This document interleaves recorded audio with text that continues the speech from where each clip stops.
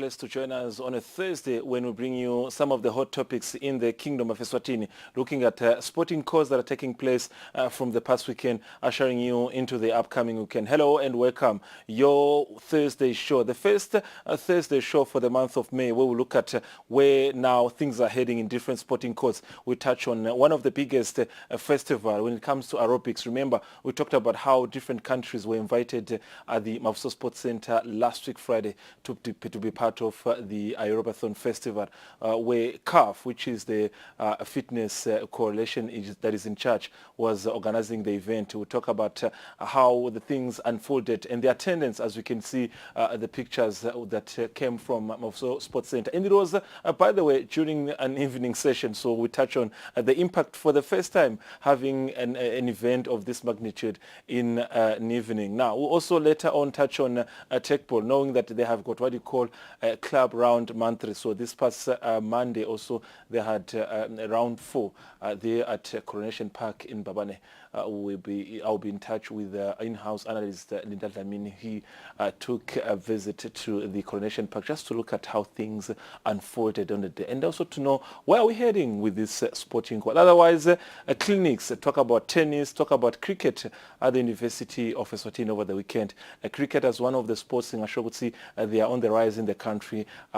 Teaching and coordinating ladies, different young talented girls about the sport. They need to know what should be done. Beautiful shots, of course, from that venue there at Malkens. We'll touch also on tennis that also was taking place at the university. And later on, before we leave the show, as you can see on your screen, young talented tennis players also, of course, polishing up their skills. Now, the M10 Premier League is heading in the right direction, because with the remaining 5 games, at the moment, it's for everyone. But some of the teams have started stumbling. I talk about Young Buffaloes being held by Green Mamba, but in a titanic clash at the Mavuso Sports Center, Mbabane Swallows managed to get 3 points. How did the story unfold? A lot of drama took place there at the Mavuso Sports Center, as you can see, of course, from the highlights that we'll be bringing you live here on Eswatini TV. That is your #1 channel. Different platforms, YouTube, Eswatini TV app, in the comfort of your seat at home. Be with us, because a lot is going to be taking place in the studio. He's already in the studio. He's not a man that needs an introduction. Our in-house analyst, Linda Dlamini, nguvusele nkosi. Oh yes, Fabrice, sekiso lesikhathi Temidlalo. Yes. It feels like ngaba show nje. Every day onke lamalanga Fabrice, ngivusela sibalo wami. Ngiyabonga ukumukela ehlelweni lakho. Ngikuthi ithoba lokukhulu Fabrice, ngivusele nabami ngibahlonipha kakhulu loyal viewers. Yes. Yathi every time nasedorobheni nje, when you pass by, where is Master, the loyal viewer? They have also an understanding with you. The moment bavuse, I think it's all about connecting with them. Fabrice, ngicabanga ukuthi njoba ngisho ngihlale ngisho ukuthi mina nawe lokuthi sibe la asiketeli Fabrice Msonera, asiketeli Linda Dlamini, Stele loyal viewers, ukuthi sibalethele ukuthi kahle kahle kwendala ini. Angeke bonke baze bakhona kufika iPrince of Wales, angeke bonke baze bakhona kufika iMalkens Country Club, angeke bonke baze bafike eCoronation Park kuyobuka ukuthi bekwendekani. Kudinga ukuthi mina nawe sibagijimele, siye kuthatha sibuke bese sesiyabalethelela. Bahledi phasi njoba usho ukuthi in the comfort of their seats. Master, yes, nangibuka the program of today, ngibe ngicocana to produce and just to look at how things unfolded in the weekend. Tennis, cricket, everything, up to football. I mean, you managed to be in all those places for the sake of the unbelievable. You were there everywhere. Unbelievable. So you're telling us things that you saw with your own eyes. Unbelievable, Fabrice. On Saturday, bekune cricket, kune tennis, kune ball. Sunday, bekune tennis, kube tennis. Monday, bekune Teqball. So imagine itolo bekune ball. Prince of Wales and Mavuso. So ngicabanga yeah. All right, let's start the evening on Friday, last evening Friday, where we talked about CAF Master Singashogutsi inhlangano le sitaiga kulugati bantu badlala umdlalo ma aerobics CAF in terms of organizing one of the biggest event. It was sort of like a festival where people came from different countries, South Africa, Mozambique, and every. These are aerobics that we know that normally when we talk about aerobics, yes, Babonebo Saturday, Sunday, 2 to 3 hours. But from what we heard heard and what we've seen, these guys took the whole evening. So there are two things. Khona labantu bakhetha ukuthi bafuna kuye kule tindzawo tekuthi jabulisa ebusuku, but laba bakhetha ukuthi ebusuku bonke sithabe sigijimisa umteam. Yeah. Fabrice ngicabanga ukuthi nawukhuluma ngeCAF ukhuluma nga one of best aerobics clubs la khona ku SADC region. Yes. Wonke so ba hostile ke Fabrice ba hoste yona le event le njoba usho ukuthi yendeka busuku bonke lapha eMavuso Sport Center. Na yendeka busuku bonke Fabrice bekushiyelana nje ngeticheme but la visuals leswabona ko lawa angasekuseni from bo 4 ekseni kuya ku 6 solo tibele njalo Fabrice kusuka ngabo 10 futhi khona labatsiniyo laba but decide ukuthi baye ekhaya bathi ngcono bahambe bawuphumula nangabe ukuthi ubuye ngicabanga ukuthi Fabrice a lovely event khona eMavuso Sport Center bekunama instructors ama instructor labo instructor labaphuma ngaphandle kwaleli not only balakhaya labaphuma ngaphandle South Africa bebakhona Botswana bebakhona so ngicabanga ukuthi njoba ngisho ukuthi bebabanengi litekele Fabrice lo libonako la because leti nombolo ativumi lo sivele nibe banengi kakhulu litelele bebabanengi kakhulu labamvu ngicabanga ukuthi nje over 100 befika lana abantu ba part of le event ngeweekend. Master singasho ukuthi it's a sport for all. Wonke umuntu singasho ukuthi utiva ukuthi either you lost shape in terms of ukuthi somkhulu noma somncane, everyone is welcome for the sport, but ngizama ku understand le idea ukuthi babambe lo mcucelwane busuku bonke. Why the entire night? Fabrice, history in the making. I think this will go down. I like that. History in the making. Yeah. If sinawo ama record books ethu like khaya kumele kungene encwadini temlandvo because one of a kind lesibonile ngempela inca izivele nangayibeka kanjalo wena ke sisodwa yasithanza lena bekuyinca izivele banikela amanye ama sporting code inside here exactly inside here ukuthi nabo kumele ukuthi basale benda lokuhlukile because lokuhlukile njengoba ngisho ukuthi yinvo lebengakaze yendeka before ukuthi sibe ne event le kanje nabusuku bonke kuqhamuke bamvu naleti nombolo njengoba ngisho Fabrice ukuthi lo mnyaka acaba ukuthi okay Saturday night siphumulele thina but bona ba decide kuya eMavuso Sport Center ba spend the whole night bashukumisa umtimba. Beautiful stuff. This is history in the making, as Mr. Dlamini highlighted. CAF, that is a coalition of fitness that is in charge, of course, aerobics in the country, inviting different, instructors from the SADC region to have an event of this magnitude. Over 100 people attended the event for the entire evening, from late as 9 p.m. to up in the morning. I mean, that is a big achievement. Another sporting code that had an achievement this past weekend, Teqball, Master. We've seen Teqball most of the time going as far as regions, Emakhaya, everywhere, Lobamba sometimes. But this time around, you decided to have your events close to Mbabane people at the Coronation Park. And I think also the clubs came in their numbers, and it was all about just also the series that you keep, the series that the federation is always having, just and teams also attending in their numbers. Yes, Fabrice, this past weekend, on Monday. Yes. Because it was scheduled to go on Saturday, but yasase iqhutshela ku Monday. Bekuqhubeka yona i-club tour. I-club tour yakhumbula ukuthi iqale January, February, March, April. Yes. Bekuqhubeka yona ke la Coronation Park. Bekuhoste ama-takers club uthini kulabantu master ukujuba kancane uthini kuyibo okay Fabrice kunemthetho ka Teqball uthini nangabe indlala ema doubles uyabona nje ngalendlela agcoke ngayo Njabuliso la agcoke ngayo Lwazi kumele ukuthi bafanane lo lokumnyama la kufakela ngaphasi kumele ukuthi nangabe yagcoka lo lomunye nangabe wena ukufakile nami kumele ngufake nangabe ngiyakhokha kumele sikhokhe sonke naba ngitemasokisi nawo utemasokisi. Exactly.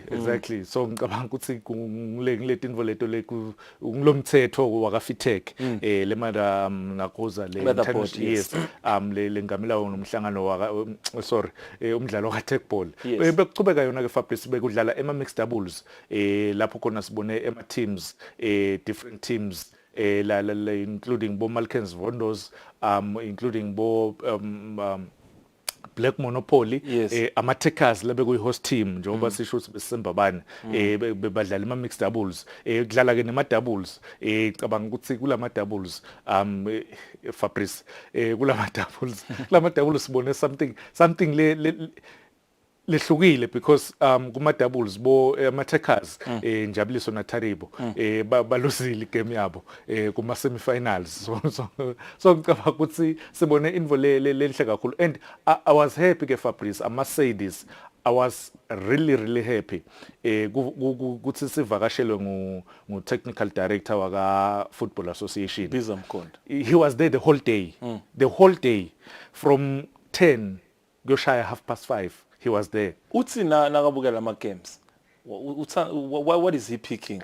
Ukhuluma kakhulu ngathi ama teams amana ithathela phasi le sport less kanzi sisebenta kakhulu as I recovery session for lama teams Ne coordination. Exactly bo agility technique dine ngileti info lotithola kule sport lena and info leyangichaza ke Fabrice ukuthi nakasabuka le ma sports uyasho ukuthi okay yakhumbula Monday ngikhuluma ukuthi ema teams athi nakaplana ema training sessions awo this sport Monday because we are recover bodlala weekend sebenzisa this sport to just to recover but otherwise it was a good day khona ngomsombuluko yona nanje Rio akadlali ibhola isikhathi lesithi abekanayo eStanford Ncube against team yase Africa bozizu siyamati ke vele ugodi ejacklishen ibhola but ngicabanga ukuthi ndoba ngisho Fabrice ukuthi lelanga leli belimnanze kakhulu ama-takers ahoste kahle kakhulu. Competitiveness before we move on, Master, in terms of who ended up winning the this is the fourth tour. Yes. Who ended up winning the fourth tour? I can see a part of ama-takers, one of the key player, Mr. Fanfuti Pembe. Is that Lobamba? Olymp Africa, yes. Olymp Africa. Olymp Africa kuma mixed doubles. Ngibo labahamba embili. Okay. Lokusho ukuthi ema point abo abasetulu kunawo wonke umuntu hence ubabona baphakamisa yona I-trophy and ngicabanga ukuthi le njobe ubona ukuthi kuphethwe tingo lapha nangemuva ama sponsors akhona ngicabanga ukuthi this sport kudlala uthole nama sponsors langaka within a short period of time ngicabanga ukuthi they are doing Premier Bakery Oasis all those sponsors it's wonderful tremendous job ngikhandla man yeah kakhulu Fabrice kakhulu ngicabanga ukuthi angeke bese sesiyalivala leliso sesenda ngathi asibone that's Olympia yes sihle naye menzi sihle how many sporting code that she play ngifuna kuqala lapho Fabrice ukuthi if udlala ema sports lamaningi kakhulu uyasitakala because uyathi na ufika kulesi ungastruggleish na ufika lesi ungastruggleish even naye senzo menzi zizu udlala ama sports incumbi even nayo ibhola kujacklisha uyadlala so ngicabanga ukuthi kuyabasita kakhulu. Beautiful stuff that unfolded, of course, over the weekend. That was the fourth tour of clubs tour of Teqball Federation. Of course, we remember that they started in January, and every month they make sure that they have got this tour. Let's hope what they're going to be having end of May towards June is going to be the fifth tour. Different area, different venue. We stay in touch and, of course, find out where things are heading. Now, Mr. Dlamini, from there at the Coronation Park, he had to rush at the at the Malkenzi Country Club, where there was a cricket festival. A cricket festival, one would say that is also it was in a way of also trying to promote the sport, especially for young talented girls looking to, of course, excel in the sport. Kafisha and Master wafika Malkenzi wakanza yini wabona yini? Fabrice nangifika eMalkens nangifika nje kuloko kuqala ngithi okay bethi ngasitongaka leti nombolo nangisefika excuse me bethi sengingaka bebasebancane labamvu labosisi labetetodlala wona lo mdlalo we cricket but nase kuchubeka ezilelanga lichubeka nakuthi bo 10 11 12 tasithi yangeteka leti nombolo and nangithinyala litsisa kahle bosisi baqhamuka kuphi baqhamuka labanye incumbi yabo lo mahasha simunye distance length ngithi all the way from Simunye lo mahasha ndofunza cricket but yes we love the sport, we want to learn how to play cricket. So ngicabanga ukuthi Fabrice ku le shisekelo kulabo sisi ukuthi bayafuna idlala le sport injabulisele kakhulu. Remember ukuthi I-national team last year yahamba eBotswana for the first time women national team set up and luckily ke some of players la national team bekakhona lana a part of yona le festival le so ngicabanga ukuthi I'm happy ngendlela cricket le nda ngayo Tinvo more especially ngala kubomake because bomake esikhatsini lesinenge Temidlalo bavamise ukusalela emuva and ke I'm happy ukuthi nalabanye bosisi ubeva nje la kukhulumeni ukuthi le sport akude umuntu lomphushile ukuthi ahambe ayodlala uthi pushena la ngekhathi enhlitweni uthi motivateile wahamba wodlala cricket. All right, beautiful shots. Now, there were first-time learners. There are those who are in the midweek class, master. Laba singasho ukuthi banesikhathi lesincane mhlawumbe badlala lo mdlalo. Then you have got excelling class where lesingasho ukuthi bakhetha khona i-national team. Sifuna sive nje some of them and the president himself was there, Robin Ngumala. Uthini kahle kahle sitamuva yet but now umuva khuluma master it's in direction yale sport kulabantu besifazana.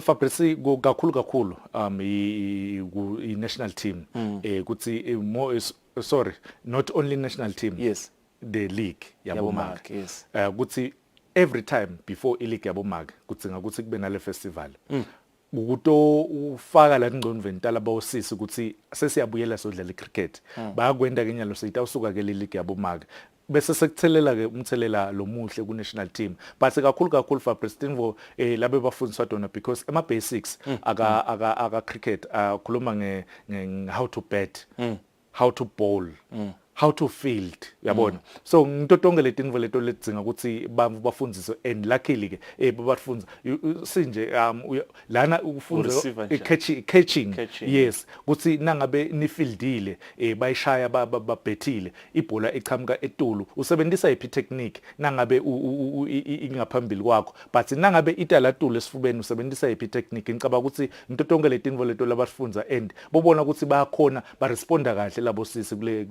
tactics labafundiswa. All right, beautiful stuff. As we can see, young talented girls joined hands at the Malkens Country Club to learn about the sport. Now, without wasting any time, let's listen to some of the girls in the company of the association's president, Ruben Ngumala. And just to let you know that this is the channel where you get the best information about any sporting code, how to learn, how to play the sport, and how to move yourself to the next level. Let's listen to them.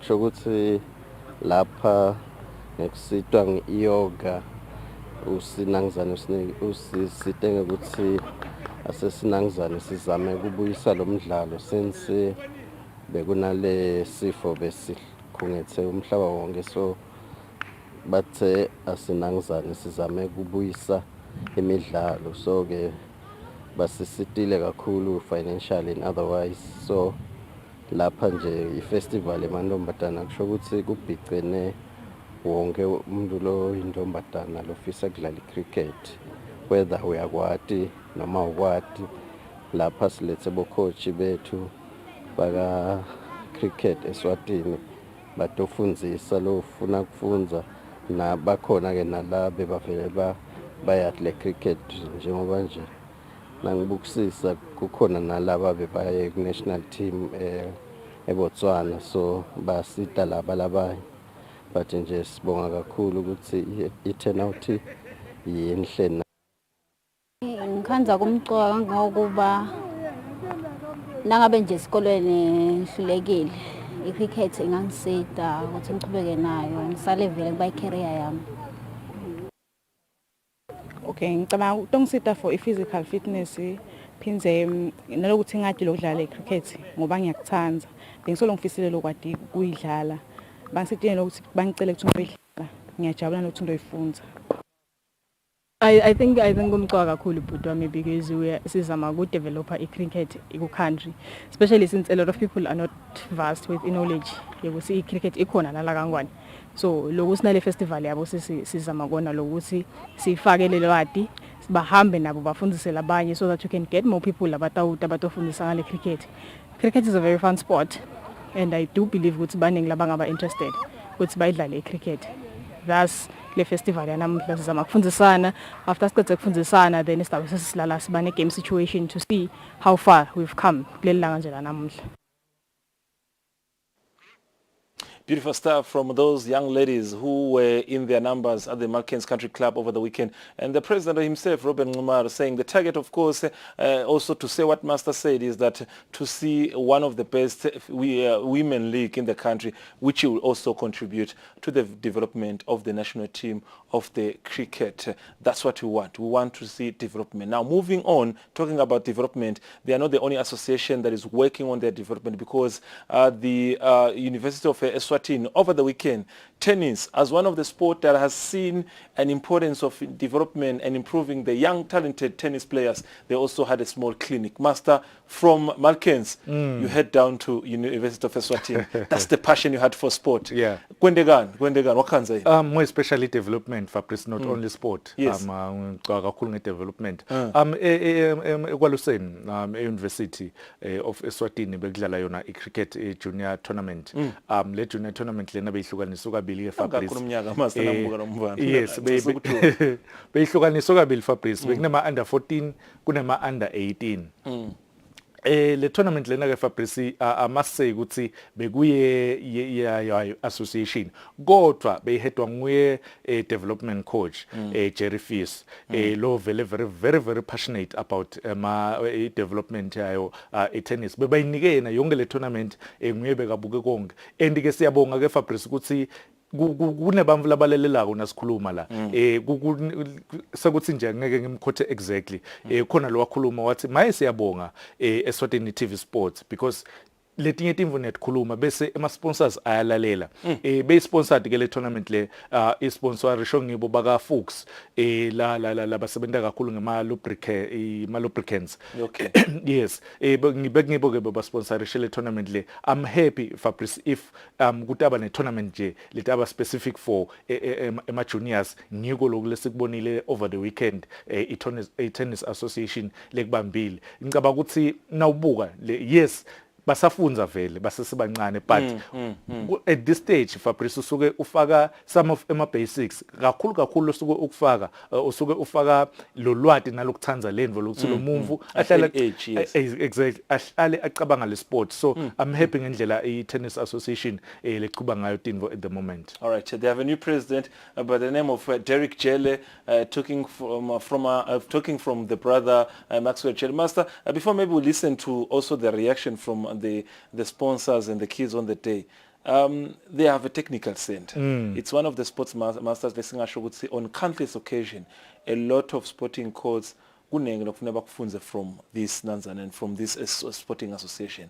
They have now coaches in the regions. They have got coaches everywhere. In accident for it's in dedication. But nangbona just that young boy that I just saw on the screen, I think as young as 5, trying to kick the sport.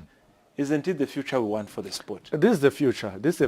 And now khuluma nge-future yaka tennis Fabrice ngicabasile structure sabo sesiya ngekuba complete because Estegi unayo mali lo coacha ko Estegi le dolobheni lase Stegi enhlangano konjingila unaye Mr Selby Smelane ba coacha gravel labantwana but bayadlala uyababona some of them nje bebakhona la. So ngicaba ukuthi Fabrice ku le structure njengoba ngikhuluma nge-structure saka tennis sesiya ngekuphelela more special ngala ka development unaye coach na Jerry Fierce lo coacha yona development lo very passionate. So ngicabanga ukuthi tonke letinvo if tenteka kahle lama results maybe lama results ungeto wabona nyalo Fabrice but 10 years kusuka nyalo or maybe 6 kusuka nyalo ataba sakhona lama results sesiwabona sesidlala emthelela selive.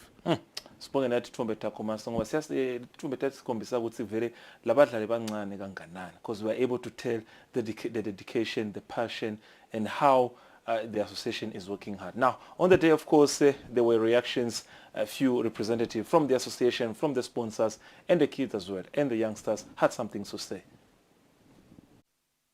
Okay, sibukile lokuthi bantwana bethu nabangekho esikoleni bayadinga ukuthi kube khona labakwendako lokudabenda ukuthi babe busy and bakhule physically and socially. So sithanzile le initiative and sidimisele kuyisekela onke emandla lesinawo. All right, Masnang move one of the title sponsors. I think they have seen a need. nomunye umuntu angabutha ukuthi why tennis. I mean, why not tennis? Because khona usebholeni, khona usegaluveni, ulisupporta la ucabanga ukuthi mandla akho atawukhona ufinyelela khona. Fabrice, Zande Zita from yena folks inkampani ka folks uthi sibonile ukuthi i-tennis association seyiqalele lihlelo so wethu ukuthi siba supporter because siyabona ukuthi i-junior tournament bayidlalisa so thina sesibona le opportunity naloku ukuthi ke bekuyi long weekend bantwana bahlete ekhaya bathatha lelo thuba lelo ukuthi babadlalise ngale long weekend because umfana uyadzinga ukuthatha i-break from inakuza tifundvo takhe ato refresher so the best way babonile baka folks ukuthi ngcono ba sponsorishe yona i-junior tournament tennis.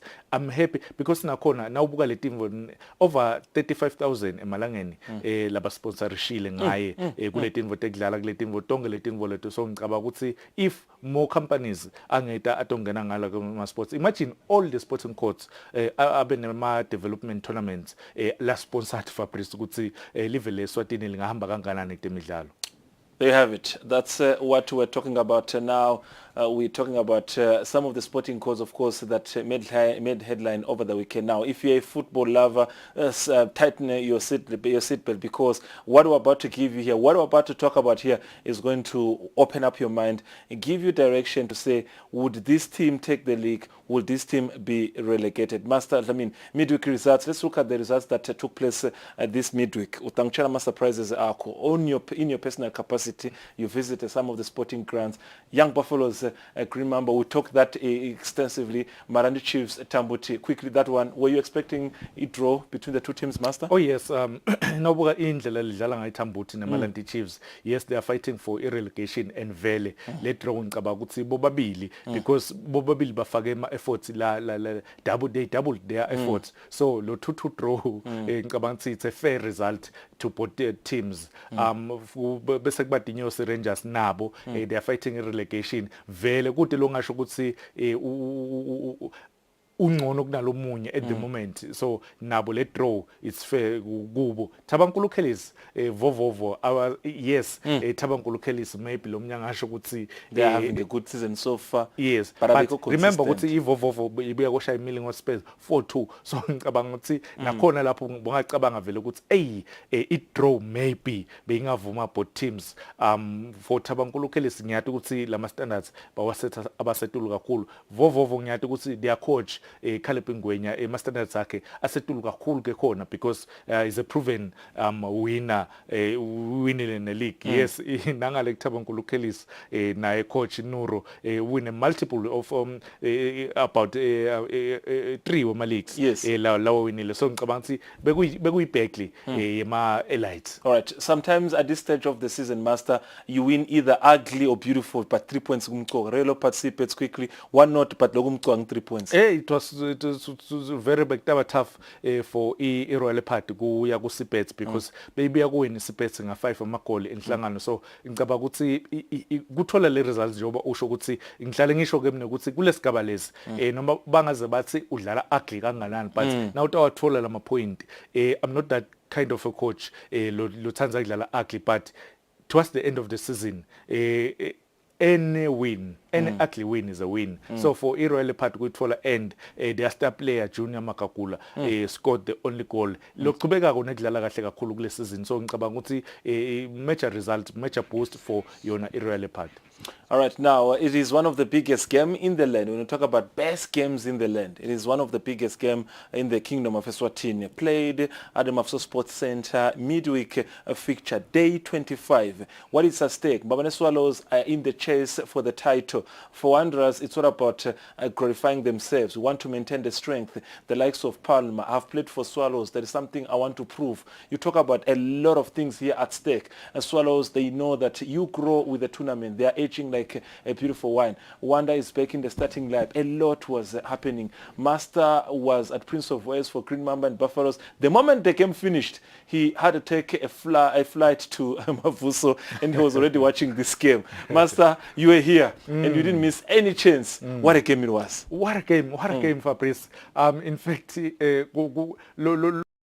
ngala i-red card kulabadlali but kuningi lesakubona Fabrice controversy good play from lama teams ngicabanga ukuthi both teams Fabrice akhombisa ukuthi this is one of the best games lekhona in the land nawubuka ukuthi ngala ku starting 11 sayo iManzini Wanderers Nhlanhla Jive wayiqala igame and Mandla Palmer wayiqala igame banayo esihle so bonga expect vele ukuthi iManzini Wanderers idlale better kule game nangala kuyo imbabane Swallows yes Sandile Hlashwako wayiqala le game bananhlanhla Ngwenya ngala na Wanda ngale naPupu is proving to be a key player for yona imbabane Swallows at the moment. Now we have started the events now. Let's just now get into the game itself.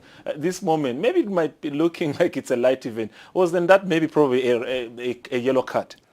For me Fabrice le nakhuza leya ithi lena khuza na uhamba sorry lo mthetho uthi lo mthetho na utawukhombisa ama stats futhi ke ngatoto ngithulo tinyawo it's a straight red yes but I feel like a yellow maybe white for the ball a yellow maybe yes ngabe wamtfola ngabe vele ngabe nyalo imagine the challenge lena Fabrice kwabade I caution why but what for the ball I think the intention now is to show that he caught the ball. He caught the ball, but that's a dangerous play. Dangerous play. Any dangerous play, cuts a ground in Fabrice. We are at least here. Looking at yellow card. Now, this was supposed to be a yellow card. Now, we're on ref watch at the moment. Now, after this event, there was also, of course, Mbabane Swallows getting their first goal of the game, which is actually was the only goal of the game. Ref, like you said, he didn't do anything in terms of awarding a yellow card to Palmer. But the corner kick, how is the defense of Manzini Wanderers in terms of marking the players and organizing the defense? Fabrice, ngihlale ngithi mina once waluza i-shape because of Ndlanzela ibhola then your team is not ready ukudlala against ema big teams because i-free kick uyathi ukuthi free kick once kwaba in swinger there is that player longeke umshiyela ngentasi uyabona in fact not a player there is that zone longeke uze uyishiye iyodwa ngala buka Mthunzi u like unake le bhola le ufuna kulandzela le play kanza uyilandzele le play wena uyathi uthi izone yakho lo ibamba ngala ngule far post uhlele Pupu uyedwa lapha free header ngicabanga ukuthi naye wathi mangala in fact sokorile because even na last game wakora but master wake wakhuluma sibuka nanye ligosta wake wakhuluma ngane ndzabe ya goalkeeper. How do you save by bringing back the ball in the box? Let's talk about the shot comes, look at the save. It's in intention ya goalkeeper at that moment because now you're the last option. Okay, maybe Fabrice, but vele ukhuluma ngama basics aka goalkeeping ukuthi just push the ball at least ihambe kube ikhona nibuye regroup but yabuya ekhathi le bhola le ngicabanga ukuthi beyihide le bhola wazama lokuyiphusha but yabuya because now ubuka ukuthi vele uyazama lokuyiphusha unfortunately ithi ke le nakhuza lo mthetho ke Fabrice waka defending because goalkeeper I save in fact lapha ekhathi before even ayishaye Nhlanhla le bhola one player utala ngentasi utocover I-post in case the far post in case take a shot for the far post yes ibuya la ngentasi le bhola usokhavile wena uyabona utocover ipala lakho but look at all the defenders eManzini Wanderers onke alandzela le play ale ngenhla le look at Pupu uyedwa is he not in an offside position must now mbuka because maybe look at who he is look at the last man who might maybe put him on play. But it's hard for you. But nanya Palma ngale ngenhla ngale. I feel like naisasha le ball. Look at that. Now look at the knee. Like it's like you see the right leg of Pupu. The right leg of Pupu is like it's moving. The simplest Pupu's right leg is listen, moving. Feb. The simplest way of analyze le clip le kubuka le line le 6 area box. Yes. Look at Palmer. Look at Mthunzi. Look at ngubani lothutane kakhulu nale line. No, Palmer looks so very far ahead. ngathi Palma usembili. Exactly. Sekusho kona ukuthi ubuka ngale line kuthi ngibani lo dutane kakhulu nale line. Palma udutane kakhulu nale line more than Popo. Even Mthunzi naye unga debate uthi udutane. I don't think that was yeah. All right, now clear. I understand now. I think the position Palma he plays Popo on. Maybe for Mthunzi it might be tricky because you never know in terms of the knees. Yeah. But Palma plays him in. Now there were a lot of tension within the game. We'll talk about that. The ref. What do you think, to you, Master? Was he the right man for the game? I mean, he's one of our experienced coach, Tulanis, but was he the right man for the match? One of the experienced referees, Yena Tulan. But I still feel like even the senior refs, la khona la. Yes, Boshongwe, Bo Sbanze, Bo Temkosi, Bo Letitia. Ngicabanga ukuthi le game lena njengoba ngisho Fabrice ukuthi beyinako konke. Red card with just so it's one of the official of course showing a misbehaving in the field of play, yes. And kuma breaks iManzini Wanderers beyiwathola ke lama chance. But ke la sihle because le challenge lena ngitsithe ngibona sihle when the foul wathi nakayijaja the referee wagijima wayagrafela hence wathola leyo isn't this not a penalty, Master? I think let's see it again. Let's come back to that. Was that a penalty or no one cleared, no one touched the ball? Nangibuka mina kubona ngathi akayitholi sihle le penalty le ball.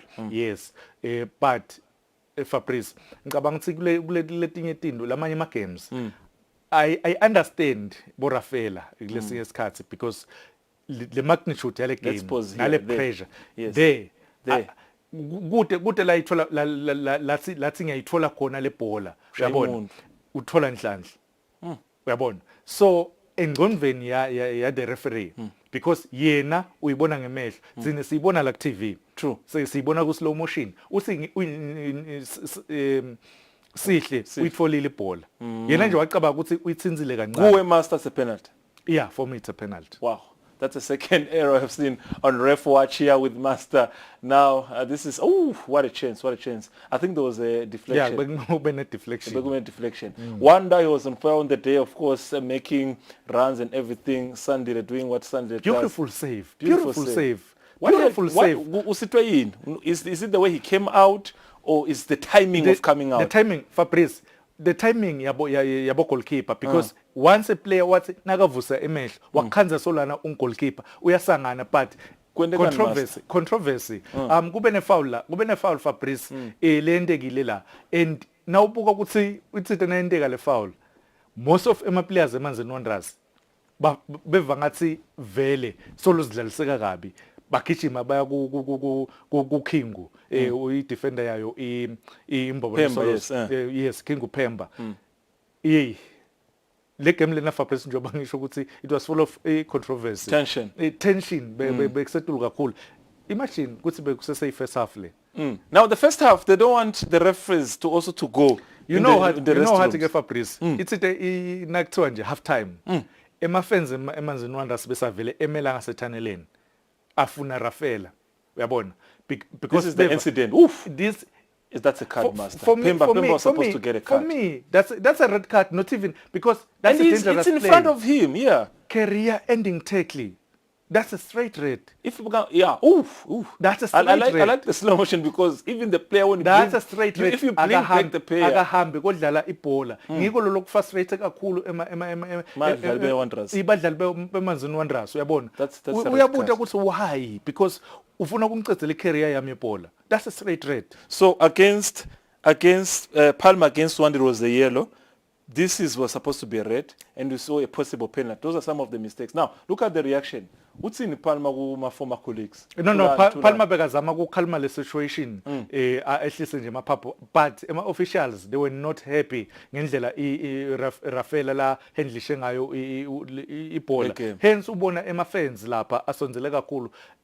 But vele ngilose nginenkinga nendlela mavuso lakheke ngayo because bane access kubantu easy fans ahlangana nema players ahlangana nema officials uyabona kudzinga ukuthi security ibe sethu look at that let it from let us tidzinga ebholeni yakithi Fabrice uyabona but you understand the frustration yema fans because of ema decisions laba khona enkundleni but having said that as much as ema decisions Rafael angababhedi kanganani akusiniki thina ilungelo lekubese sesibanga umsindo noma sesiyafuna basengakangene futhi boRafael at this point in time. Lana besebaba escothile ukuthi bangene because right after ema players ukuthi angene babe sebangena bese bangenile akukaqinike lapho kuphela Fabrice before singene kule clip le kusuke umsindvo wendzaba nje wetinvo nje labathi tinvo African science yes before maybe let's talk about D40 how they lost him on the day. Yes uphume nge-injury Fabrice yes bekangekho egemini itolo but ngicabanga ukuthi kuphuma wakhe because as much as bo D40 badlala banjengaye bangete bangaba of form but bakhona ku manager kancane le game ungenile Tony bekazama naye kwafaka lawo mabhola ekhathe boxini. Yes bothi inzaba yetinathu matha netinye tindvo letingekho emthethweni ebholeni letingavumeleki ebholeni but betikhona they call it foreign substances. Yes sikubonile kitolo naloko kwabanga sigubhu lesigubhu sigcine sithathwa ama fans sesavulwa kutholakala ukuthi ungase kuphose kube ikhokhi lenu but inemali ukuthi ikhokhi inemali. Aside Fabrice, but otherwise another incident, Master. I think it caught everyone's attention here. Master, how do you judge this? I think we'll have a replay to get a proper, clear message of what happened. Look at this. There was a touch, and the ball was cleared, and nothing happened. And there was another touch later on. Look at this. Look at this. He cleared with the knee. Okay, Fabrice. Yes. Look at the hand. Yes, you know, isha. But kono rohamba nayo. From the knee, kono rohamba nayo. Guketa. Isha ethangeni. Yes. Gupupu. Sandla. Is it a normal position? Natural position. No hamba. Imkhona semoyeni master. No lapho if besemoyeni cha. Besingasho ukuthi penalty. Penalty. Yes. And this is the incident. Yabona ke le incident lena Fabrice. Yes. I like how you're bringing it on. Yes, it has a young attention. This stadium because it was toward the end of the game. My fans because njoba ngisho Fabrice ukuthi lesson skats uma uyibuka invo uyibuka ngeliso uyibuka ikhashana and bese cala bese kumnyama vele but even though my lights bekakha insini bonakala ngathi uyivimbe ngesandla ngesifuba engqondweni nje kubuyena sasithombe saya Luis Suarez nami nangibona kulo ecala ngitsite penalty nje Rafael akhona la but he was spot on. He was spot on. We thank Eswatini TV for exactly inakhuza nje imbabona solos Kingo bekumela thole red card Palma bekumela thole yellow card. They should have got a penalty earlier on. Yes. So still Swallows could have won the game maybe 2-1.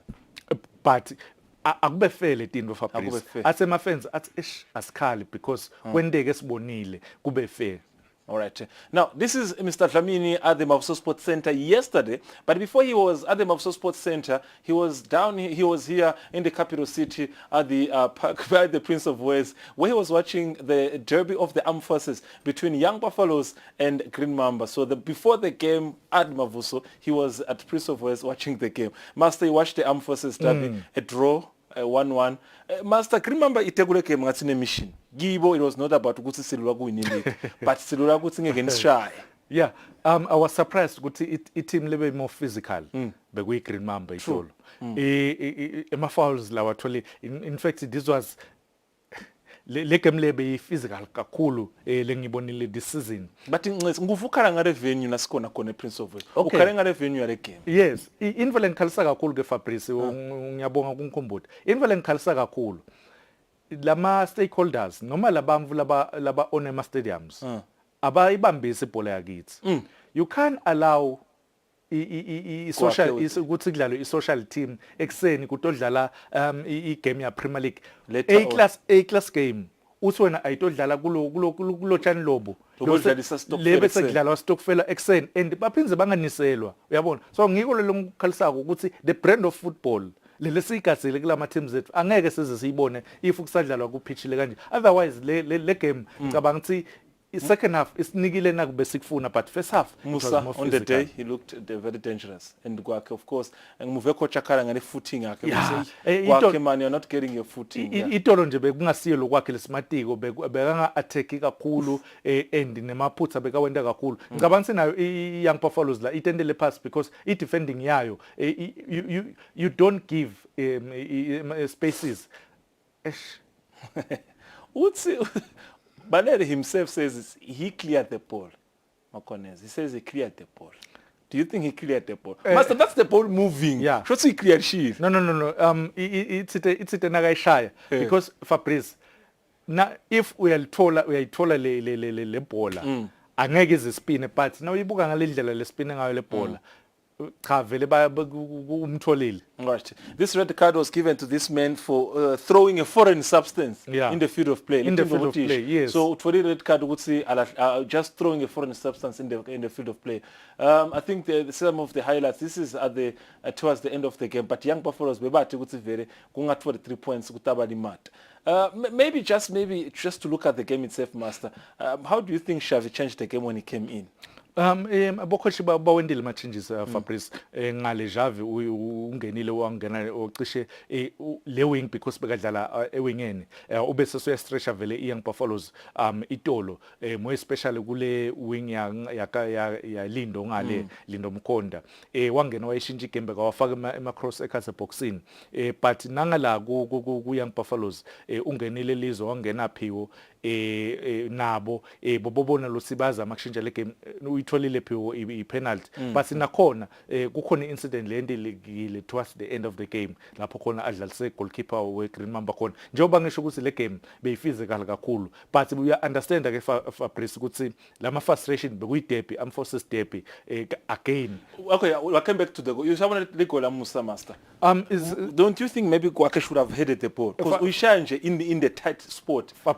Nangisi kwakhe had a bad day itolo sikhuluma ngako lokho incumbi yaleti yala mabhola bengawatholi kahle bengakhona iattacker ioverlap bengakhona ikudefender kahle emamis kick bekaluza iposition kakhulu naleli goal lena ubuka ukuthi lichamuka ngala kuye position yakhe because naselapha kule position layer vele seyiposition yakhe because uchamuka kule hlangosi lakhe lebe ngicabanga sibe kumele ukuthi ahambe ayoclearisha akhona kuyihead.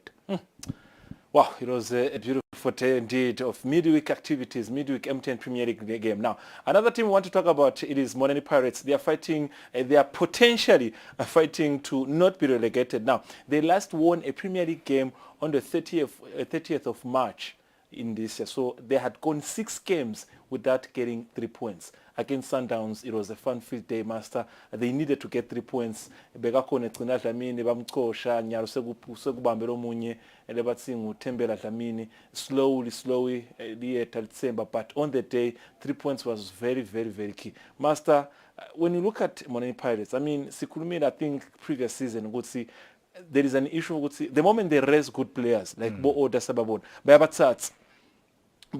So what do you think maybe should be done by the team as we look? Let's talk about this also goal of Dombo. Yeah, your favorite player. Yeah. Beautiful take. Step off. Beautiful take. The step over. In fact, this is how Dombo plays. If you give him that role, he will deliver. One of the best in the league. One of the best. Look at that. If Dombo tamnika space, let's say about 2 or 3 meters, ungakamagi, he will punish you. He will punish you because you can't allow Dombo ukuthi angene kuleya nakhuza kuleya angle mvimbe ukuthi angangeni ngale ngenhlanga le uyabona because naketa ngala ngentazi ukhona ubatakulekelela but ngala ngenhla vulnerable because wet you can't give him space lesikhulu kangaka Fabrice. And he did what you say ukuthi when you are in that area ushayifa khona because then the keeper can't do anything. Exactly. Textbook ikhuluma good save. Good save.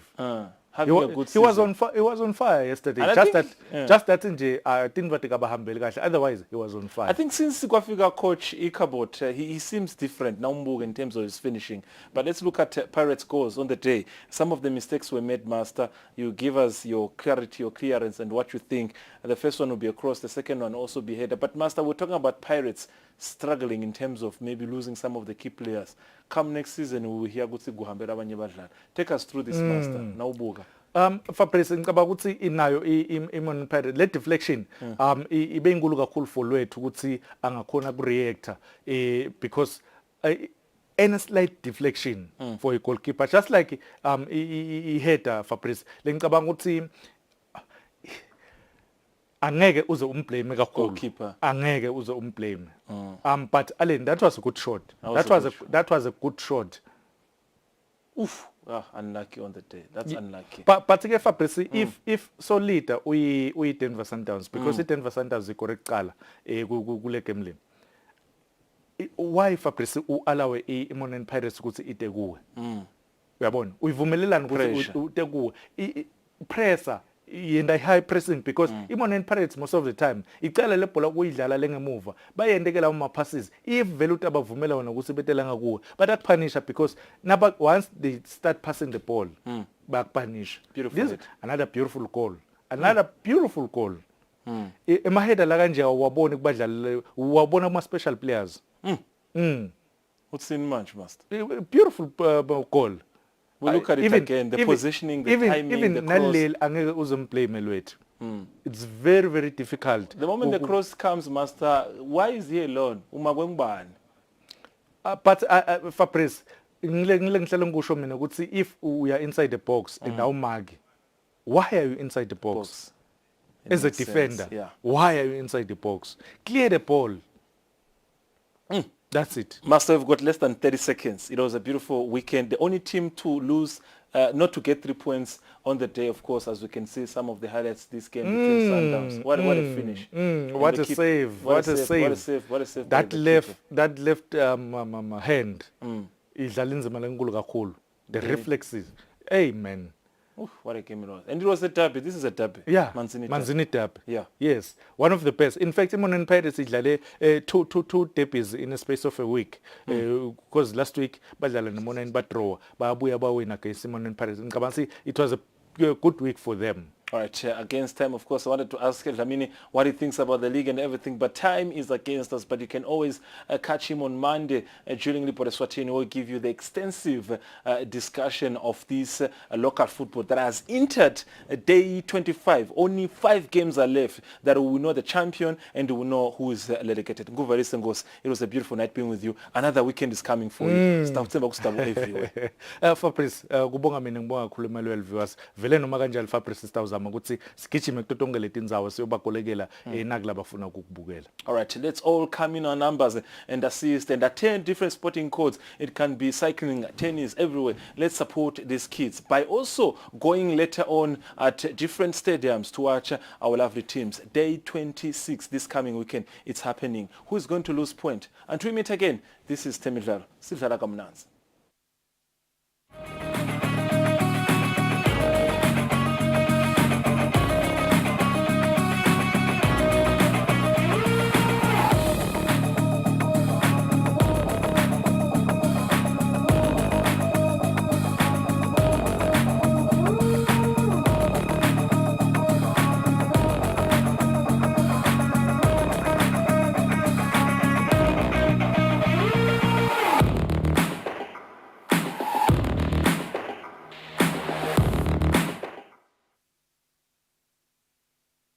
Lutsandvo lusekhona tinyembeti latesula umfalo wekukhatsateka lawetfula alunamgomo lofana nemfula lukheleta busuku nemini imini iletsa litsemba nebusuku bekukwetsena nibucocela